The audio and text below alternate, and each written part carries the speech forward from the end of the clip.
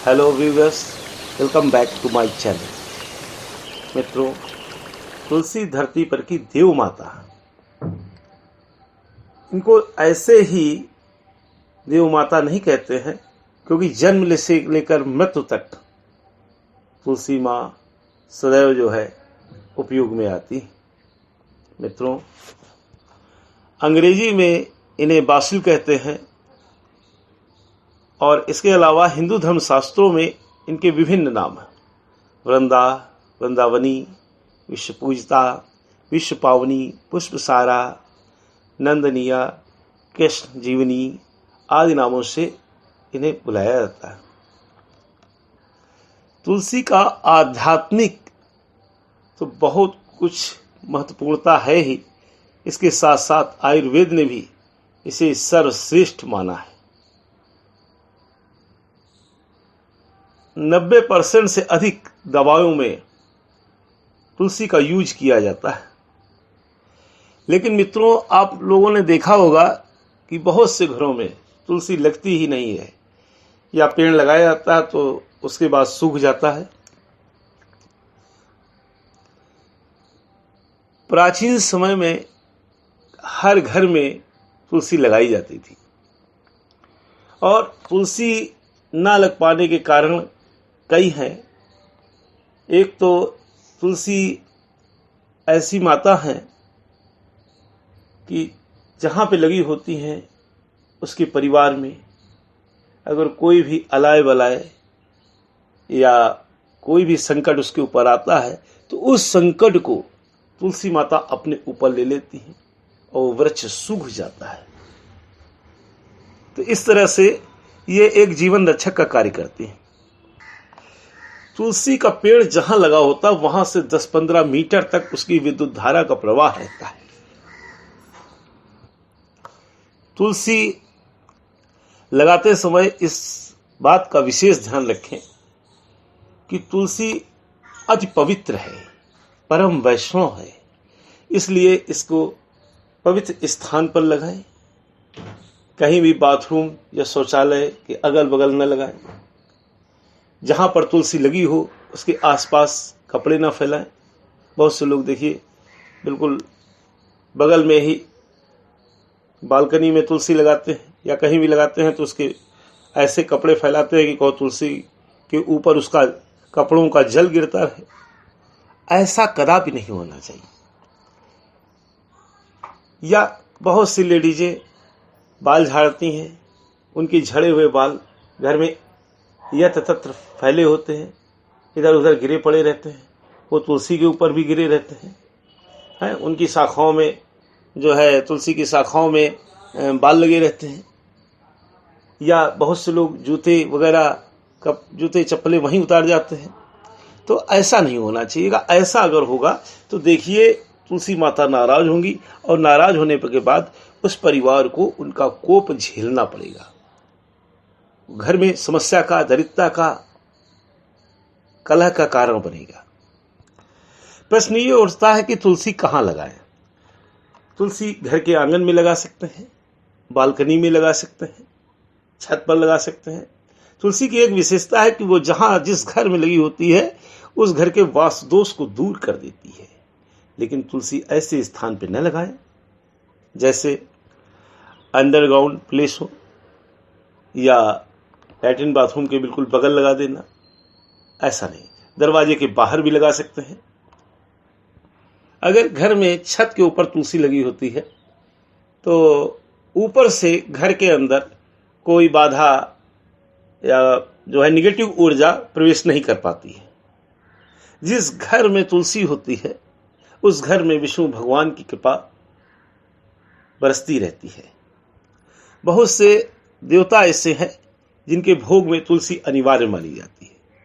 कहते हैं कि बगैर तुलसी का लगाए हुए वो भोग पूर्ण ही नहीं माना जाता। और अगर आपके पास भगवान को भोग में चढ़ाने के लिए कुछ नहीं है तो आप वो तुलसी का चढ़ा दें। जैसे हनुमान जी और श्री कृष्ण भगवान या विष्णु भगवान, स्वामी सत्यनारायण। लेकिन भूल करके भी तुलसी गणेश भगवान को न चढ़ाएं। बहुत से लोगों के मन में ये प्रश्न रहता है, क्या शंकर भगवान को चढ़ाएं या न चढ़ाएं। तो किसी भी शास्त्र में ये नहीं लिखा है कि शंकर भगवान को न चढ़ाई जाए। अब अगर कोई ये सोचता है कि शंखचूर्ण का वध किया था, तो देखिए ऐसा कहीं नहीं वर्णित है शास्त्रों में कि तुलसी शंकर भगवान के लिए निषेध मानी, क्योंकि तुलसी गणेश जी को तुलसी ने श्राप दिया था और गणेश जी ने तुलसी को दिया था। इसकी एक कथा है जो हम आपको बताते हैं। तुलसी माता विवाह के लिए जिस समय गणेश जी के पास गई, उन्होंने उनसे जो है कहा विवाह करने के लिए, किंतु गणेश जी ने मना कर दिया। तो उनके मना करने के पश्चात जब बार बार तुलसी जी ने आग्रह किया और गणेश जी ने विवाह से इनकार कर दिया, कहा कि मैं विवाह नहीं कर सकता, तो तुलसी माता नाराज हो गई और उन्होंने कहा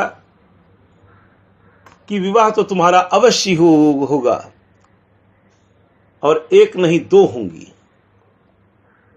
तो उस समय गणेश जी चूंकि विवाह नहीं करना चाहते थे, इसलिए उन्होंने भी तुलसी को श्राप दे दिया कि तुम मेरे पूजा के काम नहीं आओगी, मुझसे दूर रहोगी। इसलिए जब कभी आप तुलसी का वृक्ष लगाएं तो उसके नीचे, हमने देखा है बहुत जगह ऐसा भी होता है कि लोग क्या करते हैं कि गणेश जी की प्रतिमा वहां रख देते हैं। तो ऐसा नहीं होना चाहिए। देखिए तुलसी के नीचे शालिग्राम रखे जाते हैं, जो मिट्टी में, जैसे बहुत से लोग पूछते हैं कि मिट्टी में क्या शिवलिंग निकलते हैं क्या, तो शिवलिंग नहीं, उसमें शालिग्राम की बटिया जो होती है वो रखी जाती है। बाद में गणेश जी ने तुलसी जी को ये वरदान दिया था कि मेरे आराध्य विष्णु भगवान के द्वारा तुम विशेष सम्मानित की जाओगी, उनकी विशेष कृपा रहेगी, और ऐसा ही हुआ। अगले जन्म में जब तुलसी वृंदा के रूप में उनका जालंधर के साथ विवाह हुआ, और जालंधर को जब कोई भी देवता नहीं मार पा रहा था, क्योंकि जालंधर के पाप बहुत ज़्यादा बढ़ गए थे, देवता लोग परेशान हो गए थे, तो वो सब जो है विष्णु भगवान के पास गए। तो विष्णु भगवान ने कहा कि मैं उसे मार नहीं सकता, क्योंकि तुलसी हमारी विशेष भक्त है और हम भक्तों पे कृपा करते हैं, तो हम कैसे उसे मार सकते हैं। तो देवताओं के बार बार आग्रह करने पर, बहुत अधिक कष्ट बताने पर, भक्तों के कष्ट को दूर करने के लिए तब उन्होंने तुलसी के पास गए और जालंधर का रूप बना के गए। उस समय तुलसी ने विष्णु भगवान को अपना पति जान करके उनके पैर छू लिए, और पैर छूने से, देखिए ऐसा है, जब भी पतिव्रता स्त्री अगर किसी दूसरे पुरुष के पैर छूती है तो उसका पतिव्रत भंग मान लिया जाता है। तो उसी समय जो है जालंधर का जब हाथ सिर कट के गिरा वहीं पे, उसी आश्रम में, उसी महल पे, तो उस समय जो है तुलसी ने देखा, अरे ये तो मेरे पति का सिर है, तो ये कौन है। तो विष्णु भगवान को देखा, विष्णु भगवान अपने रूप में आ गए। तो उस समय तुलसी ने उनको श्राप दे दिया कि जाओ तुम शालिग्राम की बटिया बन जाओ। तो भगवान बन गए, लेकिन तुलसी से उन्हें बहुत मोह था। इसीलिए जब तुलसी ने अपने शरीर को जला दिया अग्नि में, योग की अग्नि में अपने को प्रज्वलित जला कर दिया, आहुत दे दी, तो उस समय उसकी राख को लेकर के विष्णु भगवान ने उसे आशीर्वाद दिया कि तुम तुलसी बन जाओगे और पूरे धरती पर जो है तीनों लोकों में तुम्हारा नाम होगा, जिस कीर्ति होगी। तो वही तुलसी बन गई। तो वो भगवान को विशेष प्रिय भक्त होने के कारण भगवान को तुलसी से बहुत लगाव था, और तुलसी के जाने के बाद भी भगवान उसके विरह में काफ़ी समय तक जो है कभी कभी तुलसी तुलसी कह के चिल्ला पड़ते थे। तो आज भी शालिग्राम की बटिया के ऊपर तुलसी रखी जाती है। कार्तिक मास के महीने में शुक्ल पक्ष में देवोत्थानी, जिसे प्रबोधिनी एकादशी भी कहते हैं, उसमें तुलसी का विवाह किया जाता है। मित्रों, अगर आपका गुरु कमजोर है और आप अपने घर में ये चाहते हैं कि लक्ष्मी की कृपा तेजी से बरसती रहे, आपके बिगड़े हुए सारे काम बनने लगे, तो एक काम करना होगा आपको। आप जो है एक केले का पेड़ लीजिए, किसी गमले में, छोटे गमले में लगा सकते हैं, छोटा सा पेड़ ले लें और जहाँ पे तुलसी का पेड़ हो वहीं पे पास में आप जो है केले का पेड़ रख दें, तो आप पाएंगे और दोनों की पूजा करें। बल्कि जिस दिन अभी हमने बताया एकादशी के दिन, देवोत्थानी एकादशी कार्तिक मास वाली, तो उसमें आप क्या करें कि तुलसी विवाह करें और उसी तरीके से पूरा मंगलमय तरीके से तुलसी के नीचे आप जो है एक दीपक घी का वो अवश्य जला दें। और देखिए, लक्ष्मी जी का दीपक प्रतीक होता है और लक्ष्मी जी को धान अत्यंत प्रिय। वैसे भी दीपक कभी ऐसे खाली नहीं रखते, उससे अपमान होता है और कोई भी, क्योंकि वो देवता है और देवता को आसन दिया जाता है और लक्ष्मी जी का प्रिय आसन है धान, तो उसके नीचे चावल आप रख सकते हैं दीपक के नीचे। और तुलसी माता पर आप जो है लेडीज स्त्रियां जो हैं वो सिंदूर चढ़ा सकती हैं, हल्दी चढ़ा सकते हैं और गाय का कच्चा दूध भी चढ़ाया जा सकता है। देखिए, अगर ऐसा किया जाता है और जो केले का पेड़ बताया है उस पर भी आप बृहस्पतिवार वाले दिन उस पेड़ में चने की दाल, गुड़ और रोली आदि चढ़ा के उनका जो है धूप बत्ती सुलगा करके आप जो है अर्पित करें। इससे क्या होगा कि गुरु ग्रह मजबूत हो जाएगा और गुरु चूंकि धन का, वैभव का, ज्ञान का, यश का प्रतिनिधित्व करता है, इसलिए व्यक्ति को वो सारे कार्य मिलते हैं, उसका व्यवसाय चलने लगता है और धन की अकस्मात ये समझ लीजिए कि बढ़ोतरी होने लगती है।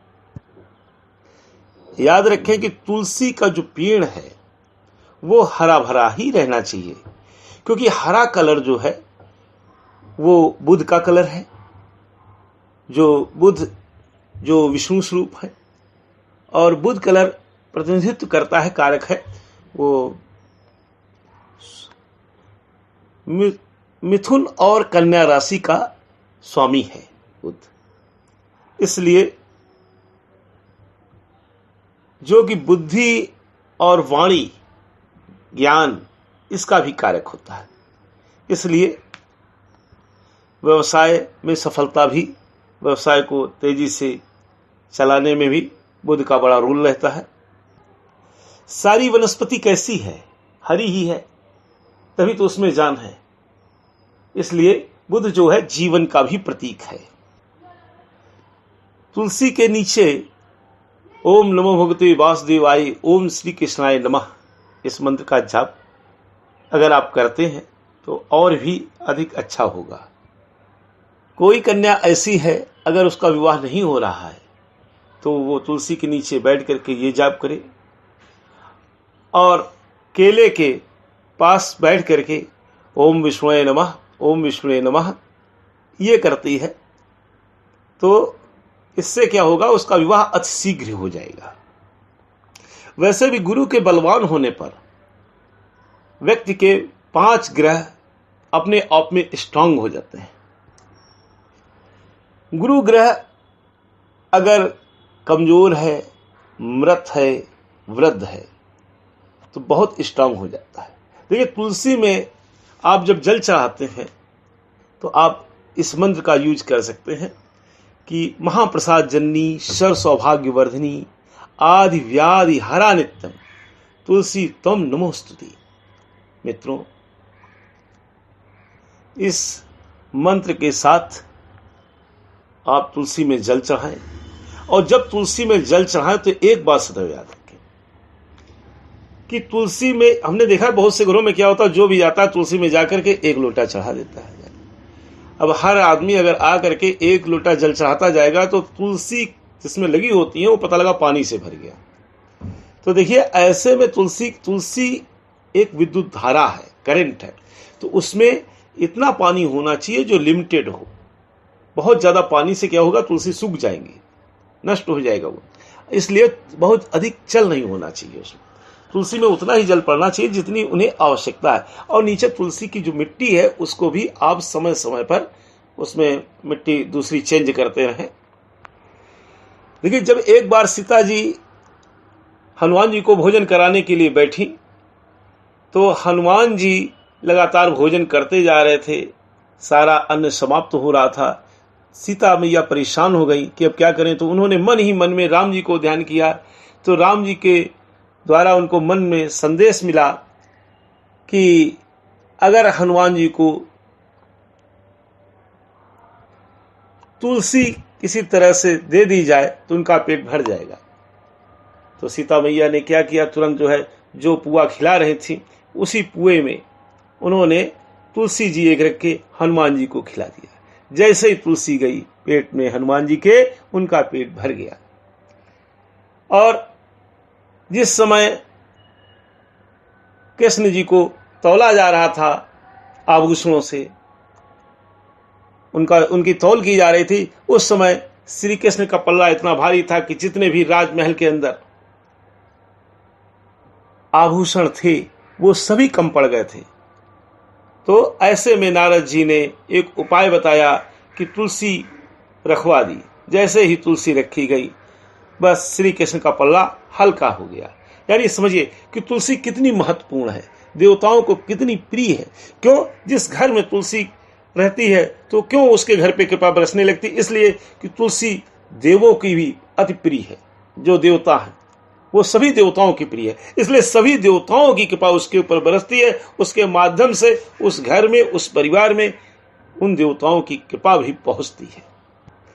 कई बार हमने देखा है कि जैसे तुलसी विवाह होता है तो लोग क्या करते हैं, चुन्नी वगैरह उड़ा देते हैं तुलसी माता को, और या ऐसे भी तुलसी माता को कोई चुनर चढ़ा दी गई तो उसके बाद वो काफ़ी समय तक वो बदरंग हो जाती है, उसका रंग फेड हो जाता है। वैसे ये गलत है।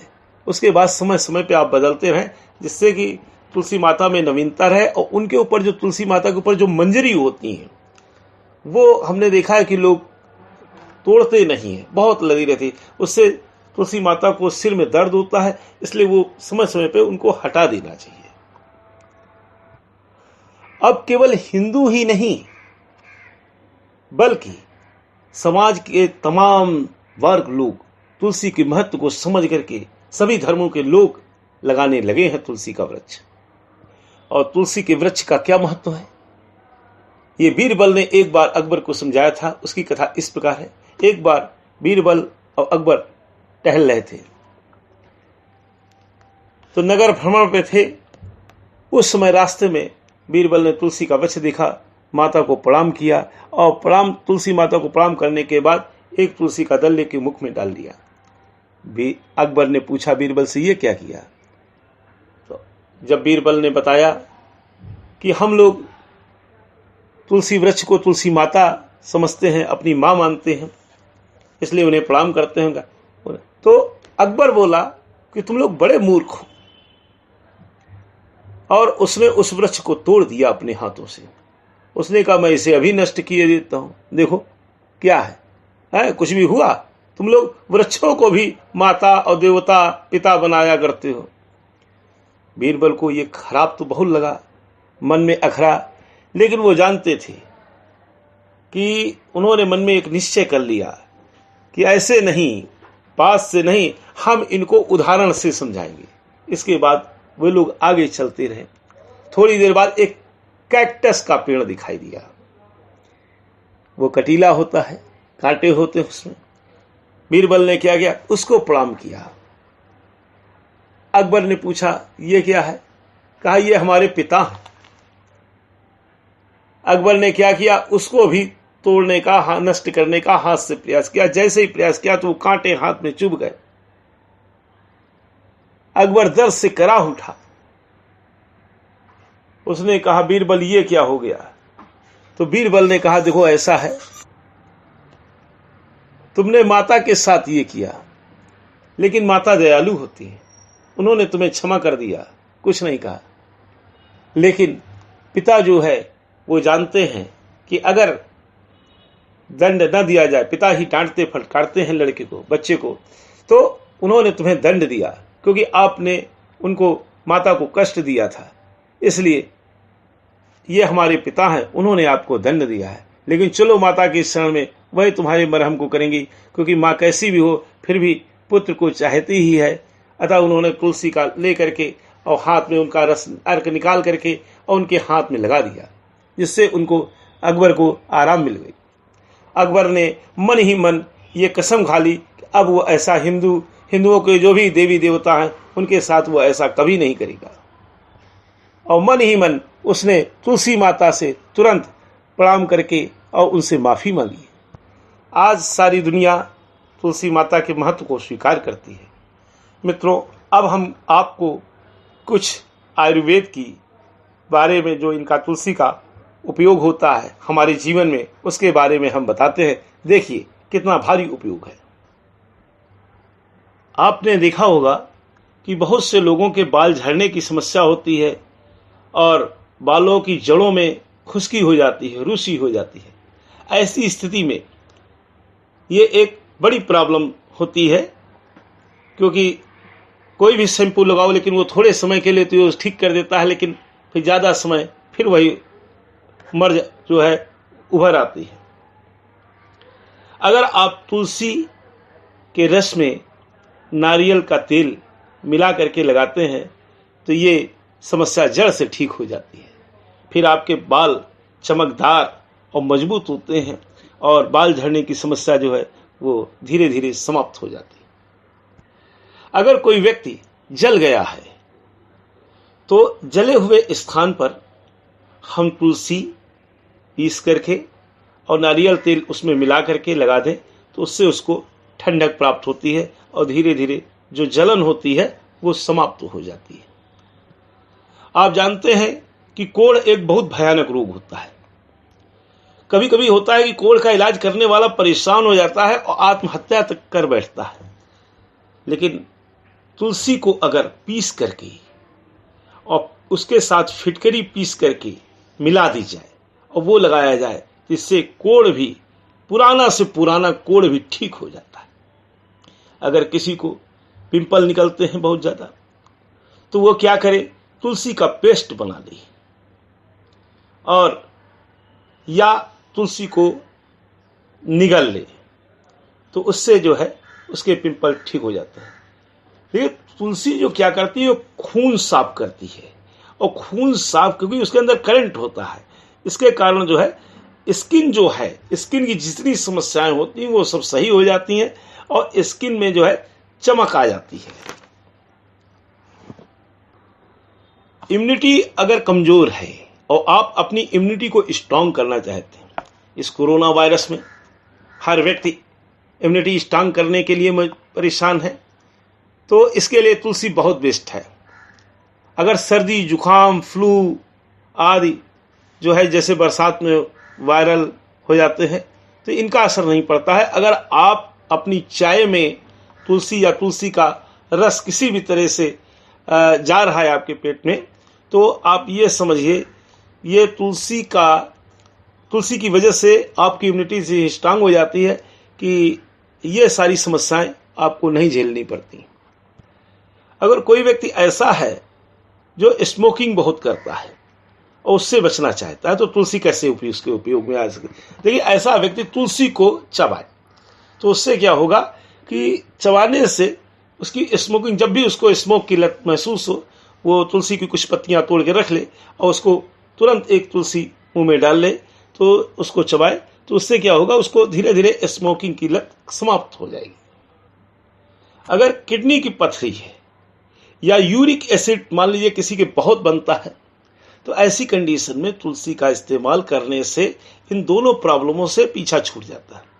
अगर किसी के कान में दर्द है, पीड़ा हो रही है, कोई दवाई नहीं मिले, तो तुलसी का अर्क निकाल करके और उसमें कपूर मिला करके उसके कान में डाला जाए तो जितने भी कान की बीमारियां हैं वो ठीक हो जाती है। अगर किसी की आंखों में दिक्कत है तो ऐसे में क्या करें कि श्यामा तुलसी जो होती है उसके पीस करके उसका अर्क निकाल करके उसकी आंखों में डालें, तो उससे क्या होता है, उसको ड्रॉप जो है 1-2 बूंद आंखों में डालें, आप बूंदें टपकाएं तो आंखें चमकदार हो जाती हैं और आंखों की जो समस्याएं होती हैं वो समाप्त होती हैं। बहुत से लोगों को आपने देखा होगा, जैसे जैसे उम्र बढ़ती है तो उन लोगों को गठिया धर लेती है, उनकी टांगे जो है साथ नहीं देती, पैरों में दिक्कत आने लगती है।